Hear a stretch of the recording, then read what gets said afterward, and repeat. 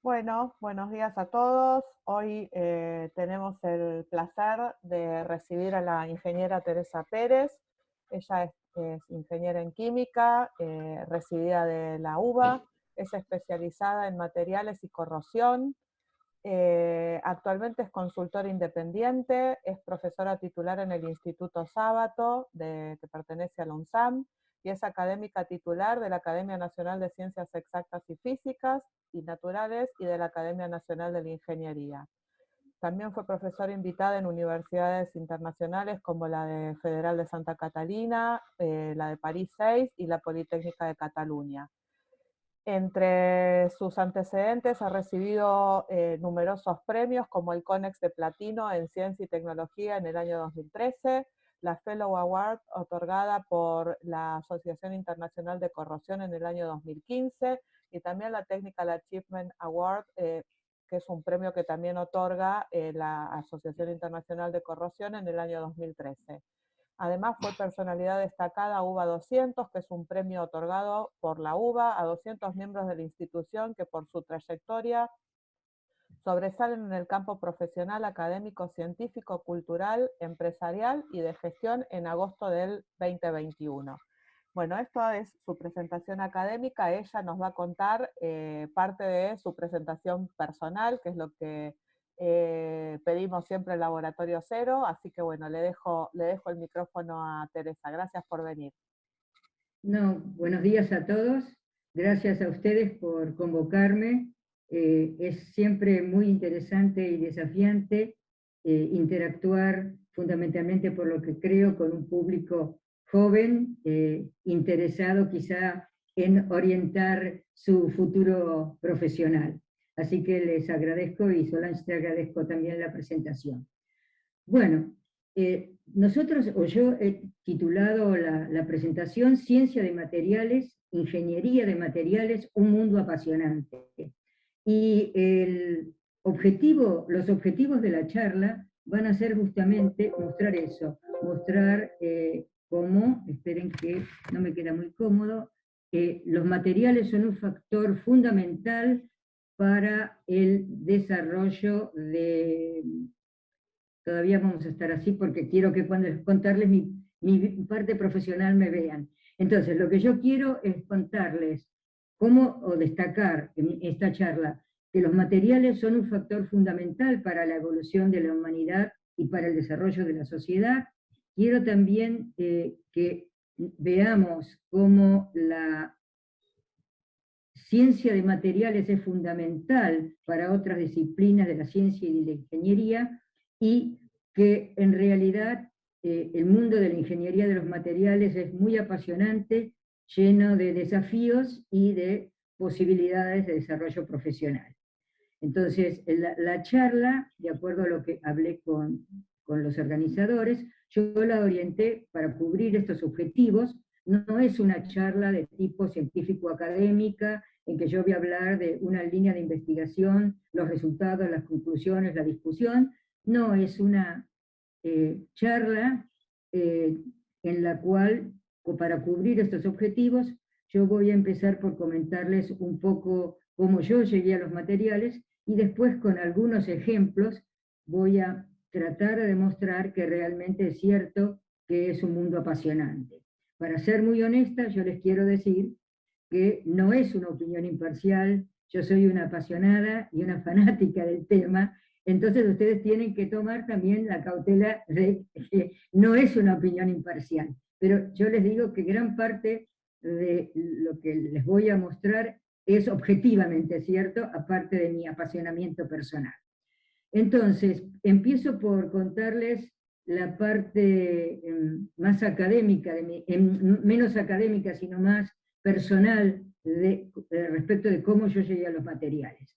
Como dijo Solange, yo soy ingeniera química de la Facultad de Ingeniería de la Universidad de Buenos Aires, con mucho orgullo de ser egresada de una universidad nacional, y muy agradecida al país por haber tenido esa oportunidad.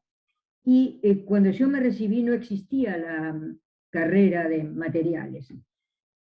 Pero bueno, yo tampoco era no era en absoluto habitual que los ingenieros hicieran un doctorado. en aquella época. Pero bueno, yo consideraba que necesitaba tener un perfeccionamiento profesional o una capacitación profesional, eh, aparte de lo que me había dado el grado, que consideré que me dio muy buenas herramientas, y entonces me anoté para 2 becas. Una beca que daba una empresa siderúrgica muy importante del país, y la beca que ofrecía la Comisión Nacional de Energía Atómica para hacer un curso que es el previo a lo que ahora es la maestría en materiales. Era también un curso anual, por un trabajo, o sea, era el la protoversión de lo que ahora es la maestría en materiales, de la cual tengo el honor de ser docente. Entonces, bueno, yo me presenté a los 2, gané las 2 becas, y bueno, fui a la entrevista para la de Coneo. Y ahí me entendió, yo no voy a hacer muchos nombres, pero sí quiero hacer este. La persona que me entrevistó fue el doctor José Ovejero García, a quien yo quiero profundamente, además de mi admiración profesional por él. Pepe, como después yo lo conocí porque tuve el honor de después trabajar con él, me dio unas pautas, me mostró algunas diferencias entre las dos becas y los 2 approach a los materiales que yo iba a tener, y entonces yo, después de escucharlo a él, no dudé en optar por esa beca. Y lo que él me dijo, en pocas palabras, pero después yo fui averiguando más, no era tan fácil googlear como ahora, pero bueno, averiguando, que el Centro de Desarrollo de Materiales que el ingeniero Sábato implementó en CONEA, era uno, y ahora es la Gerencia de Materiales, su herencia, tenía y tiene, pero estoy hablando de aquel momento, un nivel mundial muy reconocido. La primera línea era gente que se había especializado con los topes en materiales de aquel momento en el mundo. Esos topes venían a darnos cursos a nosotros, por ejemplo, a la maestría, al curso panamericano, como se llamaba en aquel momento. O sea, desde el punto de vista de la formación, era estar con los mejores. Yo siempre digo que yo vengo a ser como nieta de Sábato, porque la primera generación fueron los hijos académicos de él, y después, bueno, yo fui formada por esa segunda generación. Yo no tuve el gusto de conocerlo y de interactuar con él, pero claramente, quizá ustedes sepan, y si no, ahora sí lo pueden googlear, que bueno, él fue un pilar fundamental para el desarrollo de la industria nuclear en Argentina, y hizo cambios como, por ejemplo, que la industria del país, para estar a nivel de la industria nuclear, mejorara su calidad, su garantía de calidad. O sea, fue mucho más allá de la investigación en materiales. Y además, bueno, en materiales fue el que inició todas las líneas de investigación, por ejemplo, para elementos combustibles. O sea, bueno, ese fue el lugar donde yo me inicié, y lo cuento con mucho orgullo. Una vez que terminó el curso, yo me quedé trabajando en el departamento de materiales. Trabajé con el doctor Ovejero García para la planta de agua pesada, la planta piloto de agua pesada, y también después trabajé bastante tiempo en soldadura. Después de unos años, y ya teniendo bastante experiencia, surgió otra posibilidad, que era pasar a una industria privada. Pero no era en cualquier tipo de trabajo. Esa empresa privada era Siderca, que ahora se llama Tenaris, y hasta aquel momento Siderca era proveedora nacional producía y produce tubos, no exclusivamente, pero fundamentalmente para la industria petrolera, pero bueno, tubos para todas las aplicaciones, pero el fuerte es la industria petrolera. Entonces, hasta aquel momento, Siderca trabajaba exclusivamente para la industria petrolera local. Y en aquel momento, el responsable de la empresa decidió que era momento de salir al mundo, y entonces quiso empezar a ser proveedor de ESSO, de Shell, de BP, de las empresas importantes petroleras del mundo. Eso implicaba un salto importante y consideraron que para eso necesitaban un centro de investigación y desarrollo. Y ahí contrataron a 3 personas que estaban en distintos lugares del mundo argentinos, ¿no? Terminando sus PhD en distintas especialidades, y a otros 3 que éramos locales, y ese protogrupo fue lo que dio lugar al Centro de Investigación Industrial que ahora existe en Campana, y bueno, también a muchos otros, porque Siderca no solamente se transformó en un proveedor local, internacional, sino se extendió en el mundo, y entonces en lo personal, y para no irme de tema, en lo personal fue una experiencia muy fructífera, porque yo tuve a mi cargo la formación del Departamento de Materiales y Corrosión y por muchos años, pero primero fue la formación, o sea que hubo que comprar los equipos para las líneas de investigación que eran prioritarias, y lo más apasionante, formar a la gente. Formar gente.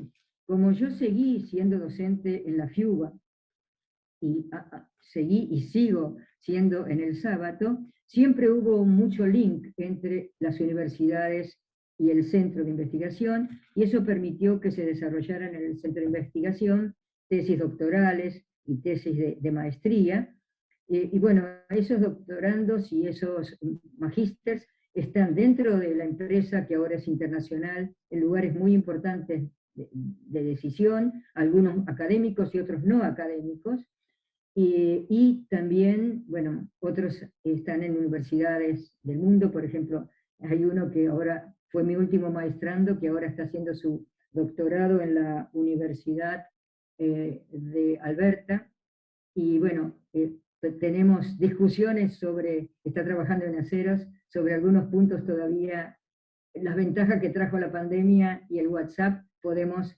discutir, él allí y yo aquí, algunos puntos. Bueno, entonces lo que yo les quiero decir es que mi acercamiento a los materiales me dio una oportunidad de una amplia gama de desarrollo profesional.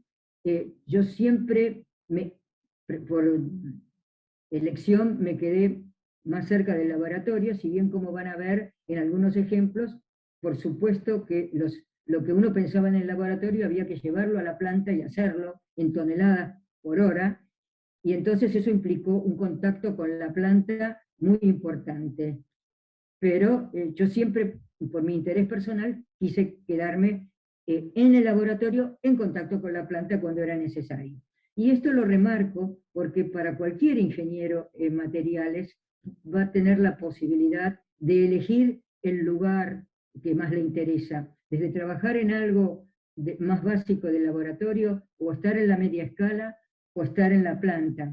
Eso depende de cada uno, pero la capacitación que uno recibe, que es un porcentaje, después, como habrán visto, uno va haciendo, como en toda la vida, va haciendo su carrera, ¿no? Le permite a uno ubicarse en el lugar que más cómodo se sienta. Además, como también uno en la vida va cambiando, quizá empieza en un lado y después pasa a otro, ¿no? Bueno, entonces yo creo que ya hablé mucho de mí, no vamos a hablar más de eso.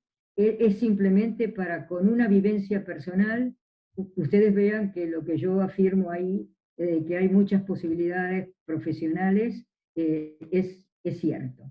Entonces, si les parece, seguimos en por qué los materiales son un factor fundamental. Yo acá puse algunas figuras simplemente para, todos lo sabemos, pero para tenerlo claro.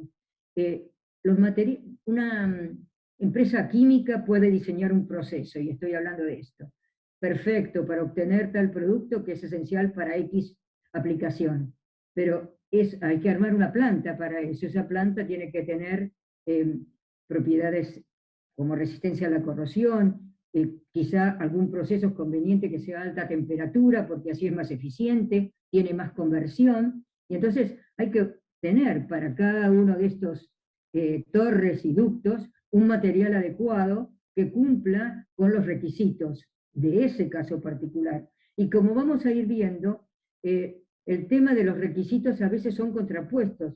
Yo diseño un material para mejorar la propiedad A, y quizá eso me deteriora la B. O sea que hay que ir balanceando y ver cómo uno diseña, que es la palabra que yo voy a usar mucho, el material. Puede estar en el diseño de eso, puede estar en el diseño de materiales para cualquier medio de transporte. Yo puse ahí un avión, pero ahí es fundamental que sea resistente y del menor peso posible, porque cuanto mayor, yo no quiero llevar volando el avión con un peso enorme, yo quiero llevar carga o pasajeros, yo no, las empresas aéreas.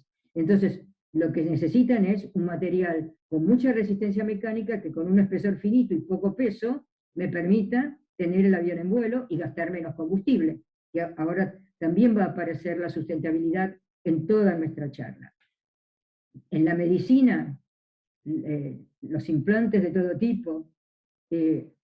Ayer pensaba en la charla estando en el dentista, y bueno, todos los materiales que usa el dentista para reconstruir, mejorar, son todos materiales que alguien desarrolló. O sea, en la parte médica, a los seres humanos, los materiales también nos han mejorado la calidad de vida. Y bueno, cosas más desafiantes como el poder pensar que el hombre fue y va a otros planetas, implica materiales que resistan las demandas de esas aplicaciones también. O sea, en todos los casos es mucha la exigencia. Hablando de lo importante que es para el hombre los materiales, también acá hay un loop muy importante entre materiales y energía. Para fabricar materiales necesito energía, pero para producir energía los materiales son importantes. Y acá puse algunos ejemplos. Las aspas de un molino eólico, que después vamos a hablar de ellos porque tomé como ejemplo los materiales que se usan, así que por ahora lo dejo. Bueno, también voy a hablar de una aplicación que está vinculada a mi experiencia personal, que es un desarrollo para la industria petrolera, pero acá puse otros dos casos. Estos son elementos combustibles. Esos elementos combustibles son en muchas de las aplicaciones de aleaciones de circonio, tienen que cumplir requisitos como soportar el daño por radiación, soportar la fragilización del hidrógeno que se generan las reacciones. Además, por ejemplo, hay accesorios que se sueldan, y lo menciono porque ese fue un tema en el que trabajé estando en el departamento de materiales, cómo soldar algunas de estas piezas a los elementos combustibles y no deteriorar las propiedades. Entonces, ahí también tenemos muchísimos requerimientos, y para poner un ejemplo muy actual, si tenemos una celda combustible en la que por electrólisis del agua voy a obtener hidrógeno, también ahí, por ejemplo, el ánodo y el cátodo, para que sean eficientes, tendrán que ser materiales muy específicos. No es mi campo, o sea, yo lo pongo solo como un ejemplo, pero sí hay grupos que hace mucho tiempo trabajan en el desarrollo de esos ánodos para tener una buena eficiencia de producción de hidrógeno. Y también, yo no estoy diciendo que todo lo haga un ingeniero en materiales, pero que la visión y el aporte de un ingeniero en materiales es importante en ese caso también. Entonces, otra cosa que, bueno, yo quería mencionar es que no solamente son importantes ahora los materiales, los han sido siempre, desde la edad de piedra hasta llegar a los nanotubos, que tienen un diámetro que es 100.000 veces menor que un cabello y una resistencia mecánica 100 veces mayor que el acero. En este camino han pasado muchas cosas y los materiales tuvieron un rol importante. Yo acá puse una línea de tiempo para remarcar eso, recordándoles que cuando estudiamos historia nos hablaban de la edad de piedra en la prehistoria, 4.000 años antes de Cristo. Después nos hablaban de la edad de los metales, o sea, en función de qué materiales el hombre iba aprendiendo a usar, hay periodos históricos que recibieron ese nombre. La edad de cobre, la edad de bronce, la edad de hierro, 1500 años antes de Cristo. Entonces, con la idea de otros autores y también algún agregado mío, yo puse acá una línea de tiempo diciendo que los 900 van a ser la edad de los polímeros, también vamos a ver que en los 900, entre el 1950 y el 80, el 90, en lo que es el entendimiento de la metalurgia física de los aceros fue un salto cuántico. No creo que merezca el nombre de una era, pero hubo saltos cuánticos en entender cosas, y eso permitió otra vez el diseño de los materiales. Después creo que tendríamos que hablar de una edad del silicio, porque nos estamos comunicando, tenemos el celular, todo eso gracias a los materiales en base al silicio, y el 2000 en adelante, yo creo, esperen que tengo que ir para adelante y no para atrás, la edad, tendríamos que llamarla la edad de los materiales compuestos y los nanomateriales. Todavía eso no tiene nombre, pero bueno, lo que yo quiero decir es que desde la edad de piedra hasta hoy, los materiales fueron lo suficientemente importantes como para que periodos históricos merecieran un nombre en base a qué materiales manejaba el hombre. Antes de entrar en algunos ejemplos que tienen por objeto mostrar cómo es eso del diseño de los materiales, como vamos a hablar de tamaño, yo puse acá esta escala, que siempre es bueno para que todos entendamos de qué estamos hablando. Una hormiga tiene 5 milímetros más o menos, un cabello una décima, y cuando yo hable de aceros y hable de partículas que voy a llamar precipitados, que el diseño implica qué tamaño, dónde se distribuyen, porque son muy importantes en las propiedades, estoy hablando de partículas que tienen del orden de 20 nanómetros. Y un nanotubo tiene 1 nanómetro, bueno, y ya ahí nos vamos al átomo. Pero bueno, lo que yo digo es que hay elementos microestructurales fundamentales para las propiedades de muchos materiales que están en estos tamaños, en el tamaño de los nanómetros, que es la millonésima parte del milímetro. Entonces, claro, esto vamos a ver eso de qué significa diseñar los materiales. Como dije, diseñar los materiales implica tener en cuenta qué propiedades, qué requisitos se necesitan para una aplicación específica, y en base a ello, los científicos y los tecnólogos vinculados al tema van a apuntar a tratar de enfrentarse a, como les decía, propiedades muy diversas, depende de las aplicaciones. Para los tubos petroleros voy a nombrar unas, para otros vamos a nombrar otras. Y siempre, además, quizá no es el científico que hace el research básico, pero tiene que haber uno que vea el balance propiedades-costo, también quien vea la posibilidad de escalar, porque una cosa es fabricar 1 kilo de algo en el laboratorio y otra cosa es llevarlo a escala industrial. Entonces, todo eso son distintos eslabones del diseño hasta tener un material que puede servir para tal gama de aplicaciones. Y por eso yo puse acá que entre la composición del material, la estructura, cuando yo hablo de estructura, hablo de que nuestros materiales, si uno los mira al microscopio, ve si es un polímero, verá una cadena, y si es los aceros de los que yo hablaba, veré estas pequeñas entidades que se llaman granos, y fíjense que esta escala es medio micrón, o sea, son pequeños, y los precipitados todavía están aquí adentro. Entonces, ese es el enfoque que implica el diseño, y otra cosa muy, pero muy importante, es la sustentabilidad. La sustentabilidad es un tema que, por suerte ahora, está presente en todo desarrollo desde el very beginning. O sea, cuando se empieza a pensar en un desarrollo, se empieza a pensar en el impacto ecológico de la producción, pero además, muy importante, en el impacto ecológico que va a tener un producto fabricado con ese material cuando caiga en obsolescencia. ¿Qué hago con él? Fabrico bolsas de plástico que con el desconocimiento / desaprensión de la sociedad se tiran ahí a las aguas y terminan en el océano teniendo un mar de plástico en lugar de un mar de agua. No, no podemos seguir haciendo eso. Entonces, la sustentabilidad es clave puede ser genial el material, pero si no es sustentable al fin de su vida útil un producto fabricado con él, no va a ser tan genial. Y para hablar de distintos materiales yo elegí dos. Los aceros, porque bueno, es el campo en el que yo he trabajado y porque además como materiales son realmente muy importantes, aún ahora habiendo otros supermateriales para otras aplicaciones. Cada uno tiene su campo.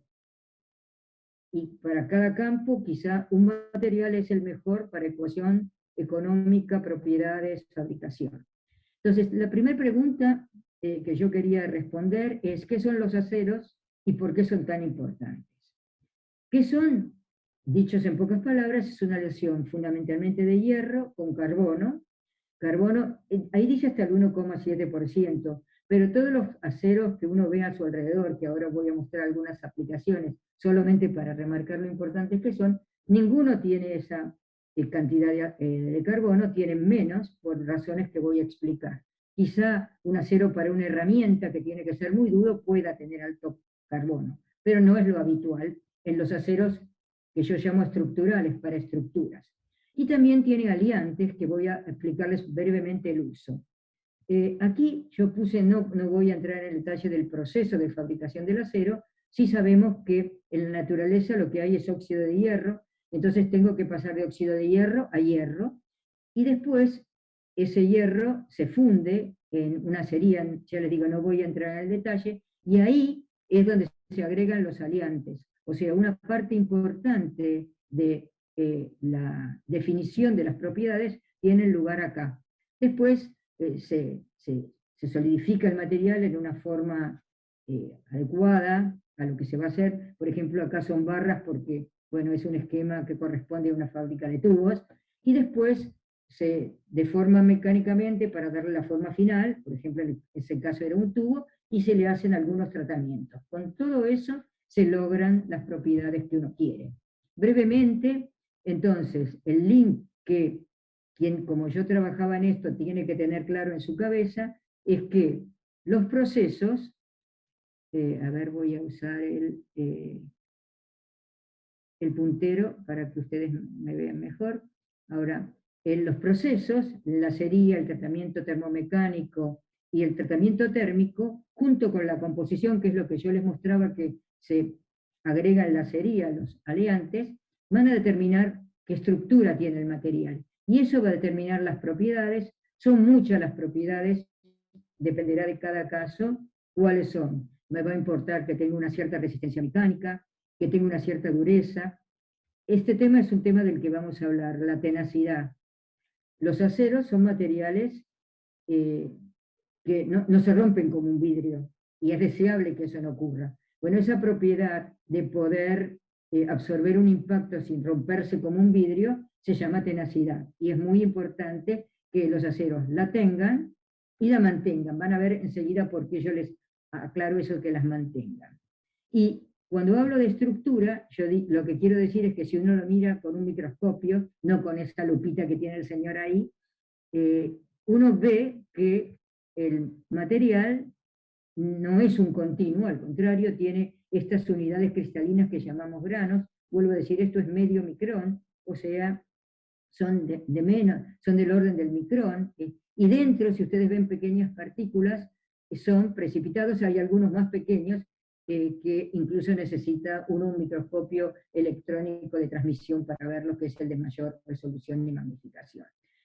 Esas entidades microestructurales son fundamentales porque van a condicionar, por ejemplo, no tengo tiempo de explicarlo ahora, en un curso de metalurgia física sería, cómo interactúan para que el material tenga buena resistencia mecánica y mantenga la tenacidad. Todo eso es lo que yo les decía que se entendió entre el 40 o un poco más acá, en 1940, 1950, los por qué. Ya hace muchísimos años, ya casi más de 80, en que la metalurgia no es el señor pegando con un fierro, a un fierro caliente. Hay toda una estructura de conocimientos que van desde el modelado hasta la experiencia en laboratorio para entender por qué los distintos elementos microestructurales tienen un peso en las propiedades de los aceros. Bueno, entonces, dicho esto, sigamos un poquito adelante. ¿Por qué son importantes? Bueno, yo puse acá algunos ejemplos, desde un puente, un edificio, la planta que les mostré hace un rato, cualquier medio de transporte tiene acero, si bien se está tratando de poner algunos otros materiales más livianos, por lo mismo que le decía en el avión, ¿no? Si yo consigo alivianar el peso del transporte, va a gastar menos combustible. Entonces es alivianarlo sin que se haga un flan, tiene que mantener la resistencia mecánica. Entonces vamos a ver, por ejemplo, que hay otras opciones. Y yo elegí a propósito esta foto porque si ustedes ven acá hay tubos como podrían ser los de un gasoducto. Y esos tubos para un gasoducto se tienen que soldar uno con otro.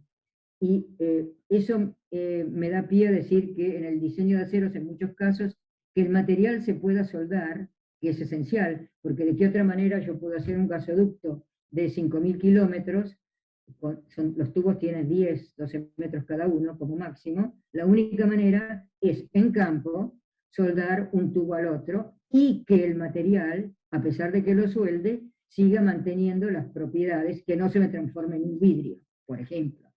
Entonces ahí las propiedades, el diseño va a ser muy importante. Y antes de pasar a este slide, quiero dejar como mensaje que muchas veces uno dice, bueno, este producto no es de acero, pero seguramente cuando uno empieza a mirar, se fabricó en algún equipo que algo de acero tiene, o sea, todavía, y por mucho tiempo creo, van a ser importantes. Vuelvo a decir, cada uno tiene su hueco, ¿no? Pero no es cuestión de que uno piense que todo tiene que ser materiales compuestos. Hay muchos campos en que son formidables y en otros, con una ecuación económico-propiedades mejor va igual, ¿no? O va mejor. Entonces, ¿qué es lo que pasó con los aceros? Con los aceros siempre se pedían por lo menos estas tres: resistencia mecánica, que sea dúctil, que no sea un vidrio, y en muchos casos que sea soldable. Y quizá en algunas aplicaciones la resistencia a la corrosión también, si iban a un medio agresivo. Pero hablemos de estas cuatro, que fueron siempre muy importantes para estructuras, para un puente. Yo también tengo que soldar una parte con la otra. Entonces la soldabilidad era importante. Cuando se hicieron los primeros aceros, sin entender mucho el efecto de la química, de la composición química, eran fundamentalmente hierro-carbono, con algo de manganeso y de silicio como desoxidantes, pero hierro-carbono. Entonces, ¿qué veían ellos? Ellos veían que si subían el carbono, la resistencia mecánica subía, perfecto, porque querían resistencia mecánica, pero la ductilidad, la tenacidad y la soldabilidad bajaban, y bajaban mucho. Entonces, se llegó a la conclusión de que así no íbamos a poder seguir, y surgió toda la familia de los aceros aleados y microaleados, que usan otro concepto. No es cuestión de agregar carbono y ya, con eso endurezco. Endurezco teniendo esos granos pequeños, formando pequeños precipitados, todo un concepto distinto de cómo lograr las propiedades. Y en los casos de resistencia a la corrosión, bueno, eso es una familia particular de aceros, donde se agregan cromo, níquel, y tenemos toda la familia de los aceros inoxidables o de las aleaciones resistentes a la corrosión con mucho níquel y cromo, ¿no? Los aceros tienen menos, las aleaciones resistentes a la corrosión, algunas son de níquel o de cromo directamente. Bueno, aquí tomé un ejemplo que me parece interesante de que a veces, como en otras cosas en la vida, aprendemos un poquito a los golpes. Una lección aprendida fue la de los barcos Liberty. Quizá alguno de ustedes, por curiosidad, lo escuchó, lo leyó por ahí. Primero le digo que es esta figura, que es de la época. Esto era un barco, eran dos partes de un barco, que suelen ser una sola pieza, que se logra por soldadura de chapas, por ejemplo, ¿no? Pero si ustedes miran aquí, ven que esto está cortado. Es como si con una sierra hubieran cortado el barco en dos. ¿Qué es lo que pasó? ¿Y qué es lo que se aprendió con eso? Estos barcos, era una serie que se llamó Liberty, que se fabricaban en Estados Unidos en la Segunda Guerra, y que el objetivo era aportar provisiones al norte de Europa, por barco, en invierno. Suele estar frío el mar. Y la tenacidad de los materiales disminuye con la temperatura. Entonces, ¿qué era lo que pasaba acá? Lo que pasaba acá era lo siguiente. Bueno, 1200 tuvieron problemas de este tipo de fisuras. Aproximadamente el 30% de los fabricados, muchos fueron en puerto y 3 naufragaron. ¿Y qué era lo que pasó? Que esto tenía soldaduras. Al soldar, como estos aceros tenían mucho carbono, uno calienta localmente el material y después eso se enfría muy rápido y se generan ahí, es una franjita que la llamamos zona afectada por el calor, tiene 1 milímetro, 2 milímetros. El resto del material, acá lejos, ni se entera que yo soldé acá. Pero acá hay un pedacito que sí, microestructuralmente se entera, se transforma en calentamiento y enfriamiento en una estructura muy frágil que se llama martensita. Y entonces ellos no sabían, no tomaron ningún recaudo, no hicieron un tratamiento posterior para tratar esa estructura. Ya les digo, es muy frágil, muy dura, tiene muy buena resistencia mecánica, pero es casi como un vidrio. Fíjense, el barco se rompió como si fuese de vidrio. Entonces, bueno, ese fue el pequeño problema, que como ahí digo, resumo lo que estuve diciendo, y esto, ¿saben qué fue? El origen de la fractomecánica. Ahí por los 50 empezó toda la rama de la fractomecánica que estudia. Estudia si mi material tiene un pequeño defecto, si lo va a poder dejar ahí, que no propague, o si va a ser como un vidrio. Un vidrio yo le tiro una piedra, hace un pequeño agujerito y la fractura corre. Yo no quiero que mis estructuras sean así. Entonces, por eso, en ese caso, en caso de que sean materiales que yo tengo que soldar, la composición y la microestructura tienen que asegurarme que yo puedo soldar, además lo que sea en el campo, en medio de la Patagonia, cuando se hace un gasoducto, y estar seguro de que voy a tener una estructura que no me provoque esto. Bueno, así como se aprendió. ¿Cómo vamos de tiempo? Más. Bueno, brevemente, en mi caso particular, una de las líneas de trabajo estuvo vinculada al desarrollo de tuberías para las plataformas petroleras. Esto es una plataforma petrolera, acá tengo el agua, que pueden ser 3 kilómetros de profundidad, este es el piso marino, y de ahí para abajo se hace la explotación de petróleo. Si uno pudiera mirar ahí abajo, va a encontrar algo como esto. Se hace una perforación, se ponen varios tubos que van encamisando la perforación, y este tubo rojo, que no es tan chiquito en la realidad, es por donde, una vez que se termina toda la perforación, sale el petróleo o el gas, que luego es transportado a superficie y ahí se harán los tratamientos que le corresponden.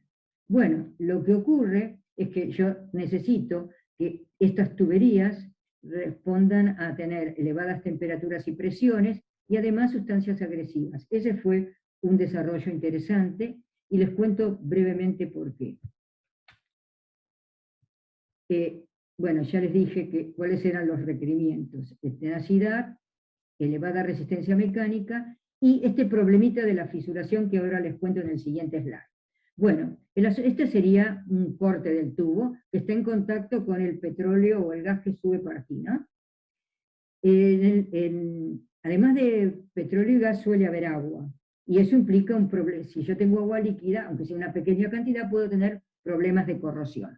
Entonces, el hierro va a pasar a ferroso, se va a oxidar, y en este caso, era el que estuvimos estudiando, el tema, lo que nos preocupaba no era el hierro, que bueno, por supuesto no es cuestión de quedarse sin tubo, pero el problema era que la reacción catódica era, como era un medio ácido, es el protón-hidrógeno que generaba hidrógeno atómico. Este hidrógeno es el átomo más pequeño de la tabla periódica, que puede entrar al material. ¿Y qué es lo que hace cuando entra? Fragiliza el material. O sea, el hidrógeno incorporado al acero hace que no sea igual que era antes de tener el hidrógeno, un material con una cierta tenacidad. Por distintos mecanismos que tampoco tenemos tiempo de explicar, se vuelve frágil. Eso es lo que se llama hydrogen embrittlement, por su sigla en inglés, y cuando yo tengo sulfídrico en el medio, el sulfídrico favorece el ingreso de hidrógeno y por lo tanto me agrava el problema. Entonces, lo que nosotros teníamos que hacer es lograr una tubería de buena resistencia mecánica porque tampoco es cuestión de poner un tubo de una pared así para soportar las presiones. El petrolero quiere tener la posibilidad de sacar petróleo, no de poner hierro o acero en la tubería, ocupándose ese lugar. Entonces tenía que ser un material de buena resistencia mecánica, pero que resistiera este fenómeno. Y además, como yo les decía que siempre las cosas se dan al revés, va en sentido contrario, muchos de los mecanismos para mejorar la resistencia mecánica de los aceros deterioran la resistencia a este fenómeno. Entonces, bueno, nosotros trabajamos en el laboratorio, teniendo en cuenta cómo tenía que ser el producto, y también, una vez que en el laboratorio, jugando con la microestructura y la composición química, logramos cosas óptimas, hubo que pasarlas a la planta industrial. Es por eso que yo le decía que, si bien a mí, por mi interés particular, traté de estar siempre aquí, el contacto con la planta industrial fue muy amplio. Entonces, bueno, teníamos distintas herramientas. Yo acá puse un microscopio electrónico. Me comentaban antes del ingreso que quizá pronto se reanuden las visitas presenciales al centro atómico. Bueno, quizá puedan ver los microscopios que tiene la gerencia de materiales en directo. Y entonces, esa era una herramienta de las muchas que usábamos. Y esto es donde yo les decía que estos son los granitos, y cuando uno mira dentro de estos granitos, tiene estos precipitados. Fíjense, estos son 100 nanómetros. Entonces, el diseño implicaba que con la composición y los tratamientos térmicos y termomecánicos, conseguir una distribución de estos precipitados y de los granos que hicieran como trampas para el hidrógeno, que el hidrógeno se distribuyera en todos los bordes de grano y en estos partículas, y no se concentrara en un lugar y generara el proceso de fragilización. Esto es largo, si quieren algún día nos juntamos y se los cuento en detalle, pero no tenemos tiempo. Entonces esa fue la idea, pero después había que llevarlo a la acería, había que ven acá están saliendo los tochos, esos están ya solidificados pero en caliente, después se les hace la perforación y llegamos al tubo final. Entonces también hubo que acompañar el paso desde laboratorio hasta aquí. ¿Por qué nos interesa el acero seguir? Porque tiene una buena relación costo-posibilidad de fabricación, porque es reciclable, y tiene algunas limitaciones, como les decía, la resistencia mecánica y la tenacidad se contraponen. Si yo aumento mucho una, baja la otra, y el tema en esa aplicación particular que les dije, de la resistencia a la corrosión y a la fisuración, bueno, ahí también había algunos límites. Entonces, hay algunos laboratorios en el mundo, por ejemplo, la gente de Cambridge y el profesor Badella, con el que tuvimos el gusto también de interactuar, trabajó en el diseño de materiales con el concepto de los nanomateriales. Esto es un acero que tiene mucho carbono, silicio, pero estas placas, que son de dos estructuras distintas, tienen entre 20 y 40 micrones. O sea, es una nanoestructura prácticamente, y tiene mucha dureza. Esa es la dureza, es más del doble de cualquiera de las tuberías que yo les mencionaba antes. Ahora, ¿esto se puede usar para cualquier aplicación? No. Primero, esto no es soldable, con esa cantidad de carbono, no es soldable, y además requiere de tratamientos térmicos muy largos. Por lo tanto, es para aplicaciones muy particulares, como yo digo, se usa para escudos balísticos y para rodamientos. Entonces, yo, para que vean que existen otros mundos además en el que yo estuve, y en el que yo estuve, la idea fue otra idea que se está explorando es tomar el tubo de acero como resistencia estructural y hacer algún tipo de recubrimiento que le dé la resistencia a la fisuración, o sea, un tratamiento superficial. Bueno, entonces por ahí hay caminos que se están explorando, todo en el campo de los aceros. Y ahora voy a dedicar un pequeño tiempo para hablar de algo que no son aceros, pero que creo que son buenos ejemplos de el desafío que implica el diseño y que los límites están en la imaginación del que diseña. Quiero hablar de materiales compuestos. Como digo ahí, tienen dos o más constituyentes con propiedades químicas o físicas diferentes. Ahora con un ejemplo va a quedar más claro. Y lo que resulta es un material con propiedades mejores que cada uno de ellos por separado. Y no es como las aleaciones de las que hablamos antes. Aquí los constituyentes están unidos físicamente, pero no forman una única solución y se pueden diferenciar unos de otros, como los vamos a ver en algunos slides que tengo a renglón seguido. Entonces, lo que quiero mostrarles, no sé por qué ahora no quiere pasar,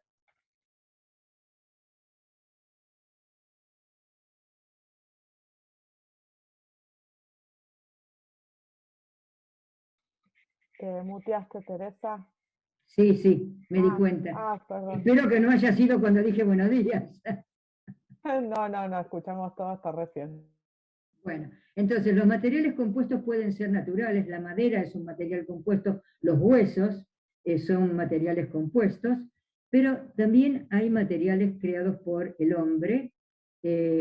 Los primeros fueron el adobe, que no es otra cosa que barro y paja, que lo usaban los egipcios 1500 años antes de Cristo. Los ladrillos y el concreto, esos son materiales compuestos, o sea, en el concreto es un ejemplo. Yo tengo el cemento, las piedras, la arena, y las piedras se diferencian de la arena, no es como en mi aleación que no se diferencian, pero están formando un conjunto que tiene unas ciertas propiedades.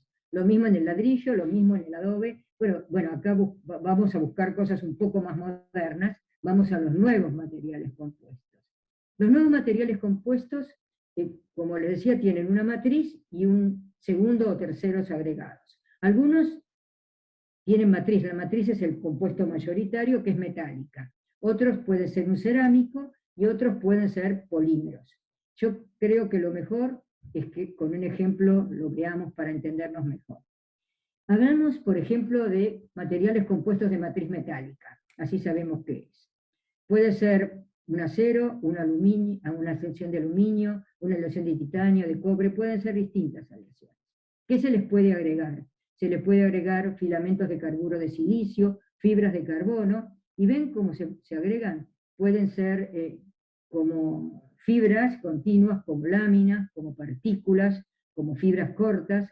Y entonces, ¿qué tipo de compuestos se combine con esa matriz metálica en este caso, y qué geometría técnica le va a permitir al que diseña obtener propiedades? Por ejemplo, si yo agrego fibras que tengan muy buena resistencia mecánica, voy a obtener un material que en la dirección de las fibras tenga muy buena resistencia. Entonces, ese material se va a usar para componentes que en una dirección requieren una muy buena resistencia mecánica.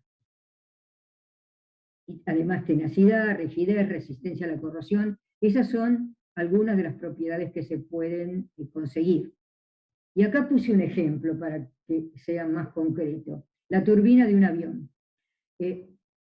La turbina necesita tener resistencia mecánica a altas temperaturas. Cuanto mayor es la temperatura de servicio, mejor es el rendimiento del uso del combustible. Por eso en todo ciclo térmico se trata de que la temperatura de servicio sea lo más alta posible, pero tengo que tener materiales que lo resistan. Otra cosa muy importante es el bajo peso, y además otra cosa muy importante es la resistencia a la fatiga, porque tiene arranques y paradas o cambios de régimen que implica resistencia a la fatiga.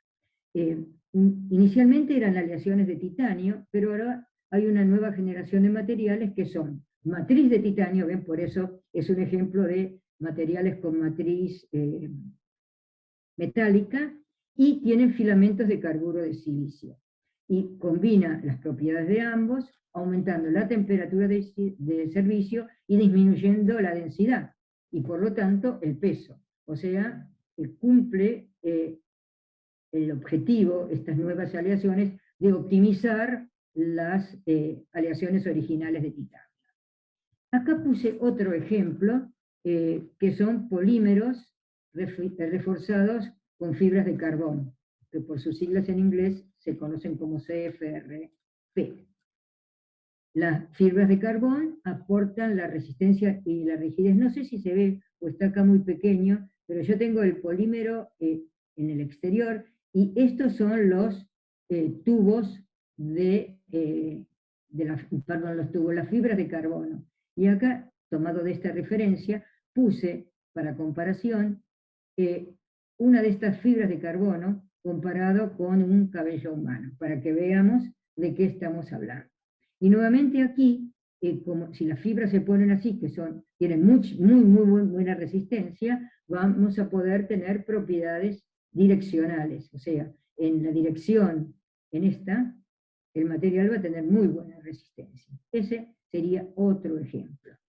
Y acá tengo otro ejemplo más, vinculado también a los compuestos, los materiales compuestos de base polimérica, que son las aspas de los molinos eólicos, que les prometí que íbamos a volver a ellos. Obviamente el tema de las energías no convencionales son un factor muy importante en la actualidad, y lo van a hacer en el futuro, y la energía eólica es una de las opciones. Nunca, bueno, yo creo que vamos a tener no hay que apuntar a una sola forma de energía. En cada lugar será la que sea más conveniente. En nuestra Patagonia, seguramente los molinos eólicos combinados con otras cosas como hidrógeno, bueno, hay muchas alternativas, pero yo tengo a veces, me apasiona y me voy de tema. Volviendo a las aspas del molino, que es mi objetivo de este momento, son plásticos reforzados con fibras. ¿Qué se les pide a estas astas, que son enormes, tienen varios metros de largo? Tienen que tener una relación, otra vez, resistencia mecánica-peso. Yo no quiero que la energía del viento se gaste en mover una masa inútil. Yo quiero que eso sea lo más liviano posible, pero que tenga la resistencia para los vientos, resistencia a la fatiga, resistencia a la erosión. Cuando eso está girando y llueve, las gotitas de lluvia pueden erosionar el material. Entonces, esas son algunas de las propiedades, y también lo que dice aquí, las formas no son siempre tan simples. O sea, ven, aparece otro requerimiento, ya no de performance, sino de fabricación. No solamente necesito que tenga poco peso, resistencia a la fatiga y a la erosión, y resistencia mecánica, sino lo tengo primero de todo que poder fabricar, ¿no? Entonces, como les decía, esa es una etapa muy importante. Entonces, me fui para el otro lado. Inicialmente se usaban plásticos reforzados con fibra de vidrio, pero ahora, ya hace varios años, se están usando plásticos reforzados con fibras de carbón, como los que les mostré recién. Y prácticamente un gran volumen de los materiales compuestos de este tipo fabricados en el mundo actualmente se usan para los molinos eólicos. O sea, realmente fue una contribución muy importante y un link entre la energía y los materiales. Y creo que ya estamos terminando. Les voy a dar una buena noticia si están un poco aburridos. Puse esto para que vean otro caso. Esto lo saqué también de una referencia que ahí tienen, que es un Boeing 787, y lo que muestra es cómo el usar composite, que es el nombre en inglés de los materiales compuestos, en un 50% de toda su estructura, bajó el peso en un 20%. Y si uno busca en las páginas de Airbus, dicen más o menos lo mismo. En realidad dicen que seguramente ellos lo bajaron un poco más que Boeing. Pero bueno, entonces, con esto yo lo que quiero mostrar es cómo el uso de materiales nuevos implica impactos importantes, por ejemplo, en la industria del transporte. Y como históricamente ha ocurrido con muchos de los nuevos materiales, primero muchos se desarrollaron para aplicaciones, por ejemplo, bélicas, porque bueno, es ahí donde la relación costo-performance es tan importante, hay mucho dinero ahí, ¿no? Y después, con el tiempo, han pasado a ser algunas partes de nuestra vida cotidiana. Por ejemplo, los polímeros con nanotubos de carbono se usan, tienen varias aplicaciones, pero donde se empezaron a usar fue en los aviones tipo caza de Estados Unidos. Ahí fueron algunas de las primeras aplicaciones. Y mi último slide, o mi anteúltimo slide, es para mostrarles otro caso de materiales compuestos, en este caso los materiales que cubren acá la nariz de un vehículo espacial. Esa pobre nariz, cuando entra a la atmósfera, tiene que resistir la fricción de la atmósfera, y esa fricción genera temperaturas muy, muy altas, que pueden llegar, como dice ahí, a los 1200 grados. Entonces, no cualquier material resiste eso, y entonces es un material de base cerámica que es matriz de grafito, con fibras de carbono. Entonces, aquí, además de la resistencia mecánica, es muy importante que se conserve esa resistencia mecánica a temperaturas que en ningún material metálico uno podría imaginar. Entonces, eso me parece importante de resaltar. Y quiero terminar con esto, como cuando empecé. Espero que les haya servido esta charla para ver que la ciencia y la ingeniería de los materiales son factores fundamentales para la innovación en muchos campos, y que los científicos o los ingenieros en materiales tienen mucho trabajo muy interesante para hacer en el futuro. Muchas gracias. Muchísimas gracias, Teresa. Acá en el chat tenés un par de preguntas o comentarios. Bueno. Marcela dice que debe haber bajado el problema de fatiga de materiales en las alas de los aviones que produjeron accidentes al romperse en vuelo. Sí, supongo que se estaba refiriendo a la última parte de la charla. Pero... Sí, no, seguramente, lo que creo que ella hace es un comentario, porque me da la impresión de que conoce el tema. Hubo problemas de accidentes aéreos asociados a la fatiga, sí, sí, seguro. Como en los Liberty, en muchos casos, desafortunadamente, el aprendizaje tiene un precio muy alto. Y Dylan te pregunta cuál es el mejor material para el uso de los aviones, o el mejor avión, con qué materiales está compuesto. Bueno, es un poco lo que mencioné aquí. Eso no es un material, porque si vos te fijas, no me acuerdo el nombre de Dylan. Fíjate que los distintos colores, como yo ya empecé a estar más apurada, no, quizá no lo dije en detalle, los distintos colores significan distintos compuestos, en este caso con carbono en láminas, o carbono en sándwich, con el polímero, o sea, aluminio, es decir, en distintas zonas del avión van distintos materiales. Lo amarillo, que si se fijan queda poquito, son aleaciones de aluminio, acero, titanio. O sea, viene muy bien la pregunta para remarcar que en una estructura compleja seguramente no va a haber un material, va a haber una combinación de materiales, porque cada parte tiene un requerimiento, en el avión especialmente, yo no sé nada de aeronáutica, ¿no? Pero las distintas partes tienen distintos requerimientos, y entonces ahí estará, o estuvo, el requerimiento de el que diseña el avión, que le dijo a alguien, bueno, yo necesito para este pedacito del ala un material que cumpla con esto, esto y esto. Y entonces ahí están los que desarrollan materiales, y al igual que hicimos nosotros con la industria petrolera, dijeron, ah, bueno, lo que ustedes necesitan es esto, a ver cómo lo conseguimos. Pero es muy buena la pregunta para remarcar eso. En general, en estructuras complejas hay combinación de varios materiales. Y una pregunta, a través de, bueno, de los vuelos de los aviones a veces se enfrentan fenómenos naturales. ¿Qué materiales están hechos eh, para contrarrestar esos fenómenos? Por ejemplo, no sé, una tormenta, cosas así. Sé que se necesita resistencia mecánica, todo para Bueno, soportar las presiones y todo. claro, justamente cuando yo digo que tienen que tener resistencia mecánica, resistencia al impacto, me refiero a eso. Y ya te digo, estos son los materiales que se usan. En distintos lugares se usan, como muestra la figura, distintos materiales.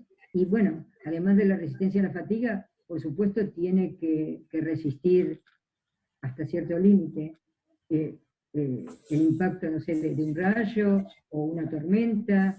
Digo, hasta cierto límite, los coeficientes de seguridad son muy, muy altos, pero bueno, como decía la primera pregunta, también a veces ha pasado que hubo una falla. Si bien en general en la industria aeronáutica, en general hay más accidentes por errores, en general en muchos campos los accidentes por errores humanos quizás son más que los por otros, por un material, ¿no? Porque el material uno lo puede diseñar, salvo cuando como los Liberty, que se les escapó que podía pasar eso. Pero si uno recibe, el que está seleccionando el material, o el que lo está diseñando, una descripción muy clara de los requisitos, puede diseñar el material, o tratar de diseñar el material que cumpla con eso. Distinto es cuando ante una emergencia hay que tomar una decisión en el segundo.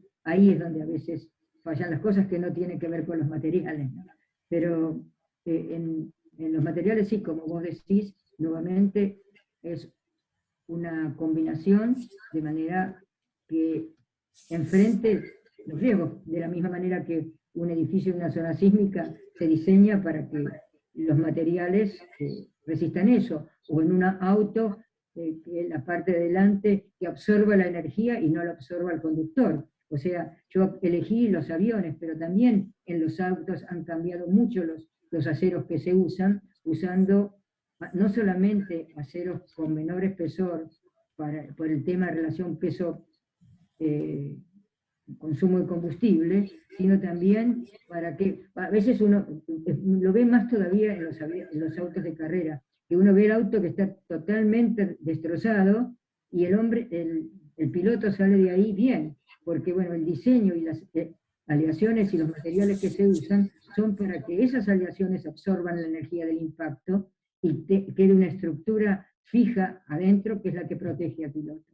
También ahí ha habido mucho cambio, especialmente en la parte frontal de los autos, ¿no?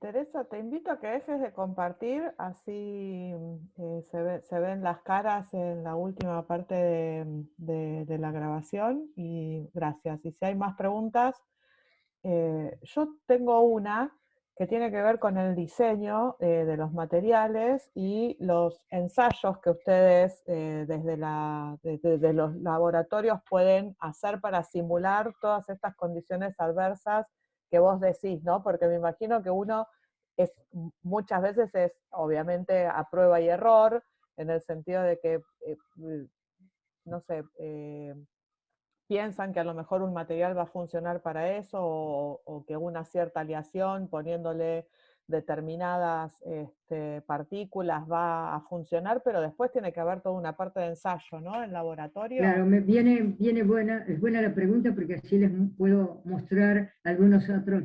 ¿Cuál es tu trabajo, digamos, cuál es tu día a día, ¿no? En ese sentido, en la parte del diseño.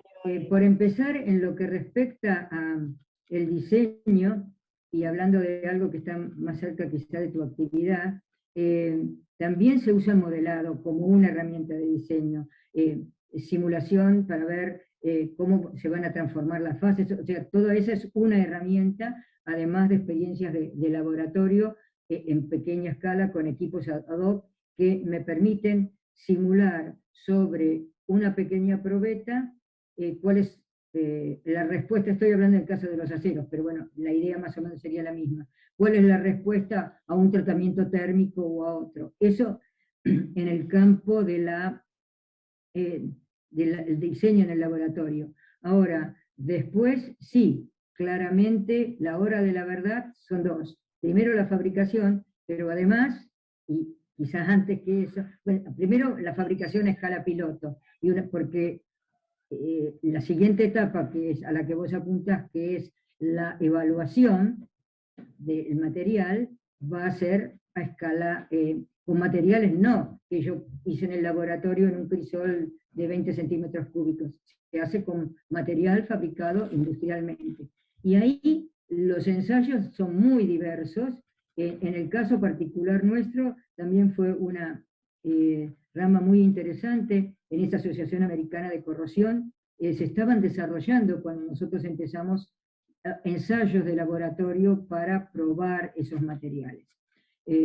Son ensayos de laboratorio muy extremos, o sea, todo esto siempre se diseña con coeficientes de seguridad, en que se expone el material a un medio donde hay sulfídrico, pero también está todo el tema de las herramientas que te da la fractotenacidad para, en base a algunos parámetros que se diseñan en el laboratorio, ver cuál es el tamaño mínimo de defecto que puede tener. O sea, hay una artillería de ensayos de laboratorio y también herramientas, por ejemplo, de modelado, que me van a permitir, en ese caso particular, decir, bueno, a ver, ¿qué pequeño defecto va a poder tener este tubo, decía yo, sin que propague, a pesar de tener el hidrógeno y estar más frágil? Entonces, esas eran también herramientas. Supongo que en la industria aeronáutica harán infinitos más uno ensayos con estructuras completas. A veces uno ve las fotos, quien estaba claro, de la fatiga, es decir, la escala, las pruebas a escala son muy caras. Por eso se van haciendo todas las otras. Y bueno, nosotros también no le podíamos decir a un cliente, bueno, ponelos y vemos qué pasa. Porque, claro. bueno, yo no entré en detalle, pero si ese material llega a fallar, falla muy rápido, no te da tiempo a nada, y además el sulfídrico es muy venenoso. Por lo tanto, ha habido accidentes en los que gente que estaba ahí al lado del pozo muere en el instante, porque es muy, muy venenoso. Entonces, para llegar a decir, bueno, acá tenemos una tubería, probala, se hizo todo ese camino de ensayos de laboratorio, incluso ensayos a plena escala, o sea, era una gran autoclave donde se ponía ya un trozo de tubo en una probeta chiquita y se probaba. No son, esos ensayos los tienen algunos laboratorios muy sofisticados porque son muy costosos, son equipos más grandes que esta sala, donde vos sometés a un trozo de tubo, sería equivalente al avión y la fatiga, ¿no? A unas condiciones de presión y temperatura similares a las del pozo. Entonces eso ya es cuando estás muy segura del material, ¿no? Porque nuevamente el costo de un ensayo de eso no es como para decir voy a hacer 3 por mes. Entonces van por etapas, las del laboratorio a nivel probetita, estos, y después sí, en algún pozo con menor cantidad se prueban. Y bueno, algo equivalente, adaptado a los requerimientos de cada caso, deben ser los otros caminos. Pero siempre las pruebas a escala son requisito fundamental, pero se hacen al final cuando ya uno... Bueno, Muchas gracias, ahí Miguel dice que es súper interesante. Leí de ojito y le agradezco lo poco que leí, llegué a leer. Bueno, acá Miguel me parece que pregunta algo, ¿no? Dice, No sé, yo vi súper interesante. No, pero hay toda una pregunta No, lo otro larguísima. en serio no lo pude leer. ¿Querés que la lea? Sí, dale. Mencionó los tubos de aleaciones de circonio que se usan en los combustibles nucleares. Son innegables sus propiedades para soportar estas exigencias, pero tengo entendido que en Fukushima mostraron un punto débil que fue la producción de hidrógeno, muy explosivo cuando se secaban las piletas que los contenían. ¿Sabes qué se está haciendo al respecto? No conozco el tema. La producción de hidrógeno, no sé.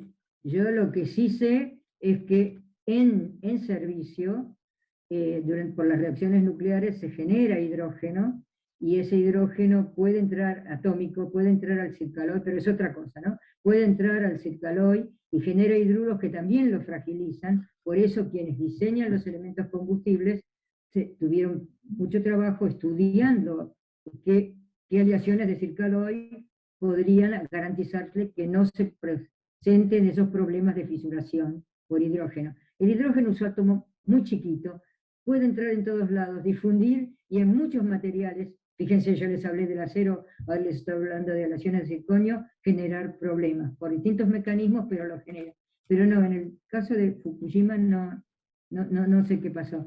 Pero bueno, tenemos amigos que podrían ayudarnos.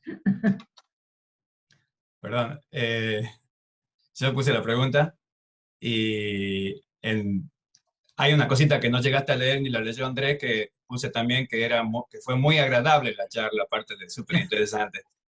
Muy linda la manera de explicarlo, estuvo muy bueno, me encantó. Bueno, muchas gracias. Me quedo muy contento.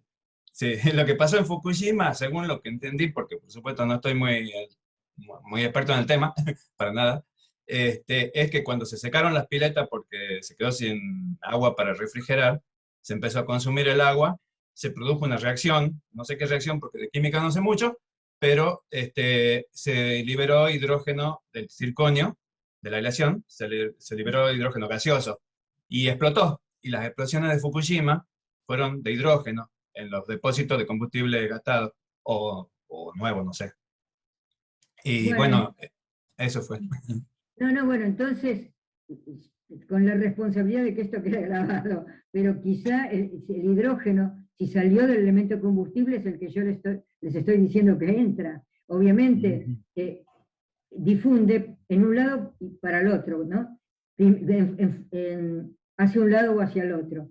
En servicio ingresa y queda ahí. Una vez que yo lo saco, supongo que una parte va a salir, y quizás fue ese, pero bueno, porque si no, no me imagino de dónde pudo haber salido el hidrógeno. Pero entre tu comentario y esto, bueno, más o menos armamos una potencial posibilidad. Pues, gracias. Jóvenes, después lo googleamos. Bueno. Gracias. Bueno, ¿más preguntas? ¿Alguno? Puede abrir el micrófono y preguntar directamente. Y si no, bueno, le agradecemos de nuevo mucho a Teresa por habernos brindado su tiempo. Bueno, muchas gracias a Ana, que dice que estuvo buena la charla. Muchas gracias a todos. Muchas gracias, Solange, por haberme dado la posibilidad, y todo lo demás, pero bueno, Solange fue la que tuve el contacto más de detalle. Les agradezco a todos por haberme dado la oportunidad. Siempre hablar de este tema me entusiasma. Gracias, Dylan, también. Y bueno, aquí estoy. Cuando quieran que charlemos de algo, aquí estamos. Bueno, bárbaro. Muchísimas gracias a todos. Bueno. Mil gracias, Teresa. Muchísimas gracias en nombre de todos.